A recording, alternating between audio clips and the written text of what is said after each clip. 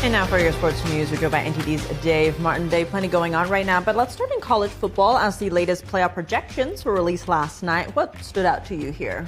Well, there were some, predictable changes, of course, because over the weekend, Alabama lost to Oklahoma, Texas lost to Georgia, and South Florida lost to Navy on Saturday. So the Sooners essentially replaced Texas in the rankings. Alabama drops from 4th to 10th, and Tulane ends up taking South Florida's spot as the lone group of 5 representative. Now, meanwhile, Miami is the highest ranked team from the ACC, but no ACC team is ranked high enough to qualify except for, whichever team wins the conference and gets the automatic bid. But the Hurricanes, meanwhile, they're tied for 5th in the ACC. You need a lot of help just to reach the ACC title game. So they're projected right now, but it'd be very surprising if they make it, even if they win out here. Now, elsewhere, Texas Tech leapfrogged over Ole Miss, went from 7th to 5th.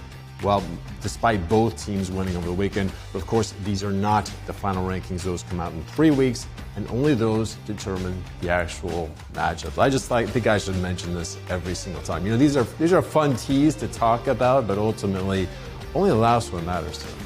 This is just for us to have some. Yeah, I had fun with it. I don't know about you.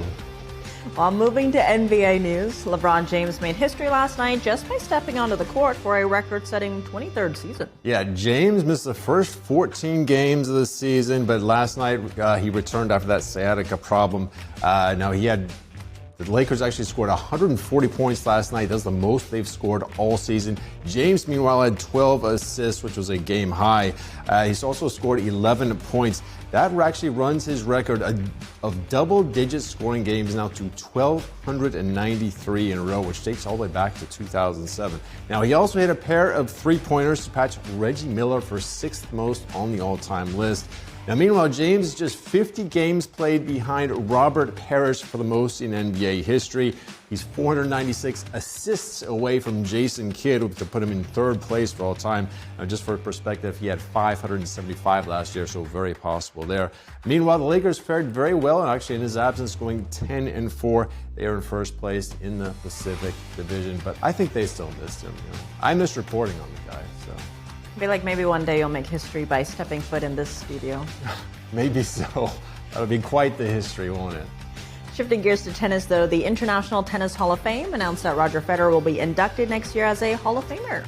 Yes, clearly a well-earned induction. Now, Federer's accomplishments are a whole lot. I mean, he broke the records. Pete Sampras' records actually of most Grand Slam championships won, most weeks as the #1 ranked player in the game. Now, both of those huge marks, though, have been since passed by Novak Djokovic. Overall, though, Federer won 103 career titles. That's the 2nd most all-time before his retirement in 2022. Now, of course, he really did not play much those last 3 years, 2020, 21, and 2022, because of a knee injury. It's very similar to his rival, Rafael Nadal, which is his last 2 years were interrupted with those hip injuries. Now, Federer's greatness wasn't just was really only passed by his popularity. Even at the U.S. Open, he got just about as much fan support, if not more, than very popular American Andre Agassi, whom Federer beat twice in their 3 matches there, including the 2006 finals. Now, Federer is still the record holder for the most Wimbledon titles with 8, and consecutive weeks ranked #1 with 237. That's more than 4 years worth.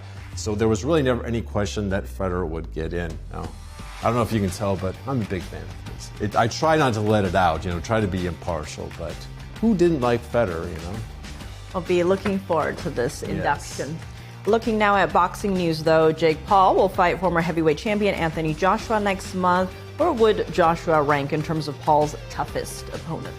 Most have him at the top, that's the toughest. Now, unlike Tyson, who Paul fought a year ago, Joshua is a former heavyweight champion who's much closer to his prime. Now, other than that, Paul's opponents have mainly been former MMA fighters or past their prime boxers. Now, the 28-year-old Pole does have a 12-1 career record. Joshua, who is 36, is 28-4 record. Now, Joshua has also fought at much higher weights, though, than Paul, like over 250 pounds.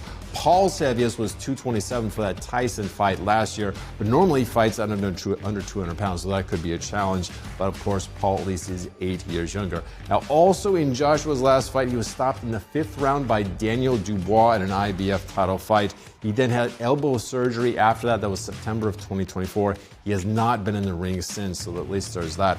In any case, this 8-round bout will take place 1 month from now. That's Friday, December 19 in Miami, and it will be aired live on Netflix. So Netflix? Yeah. That's a new one. Well, actually, the Tyson versus Paul fight was on Netflix a year ago.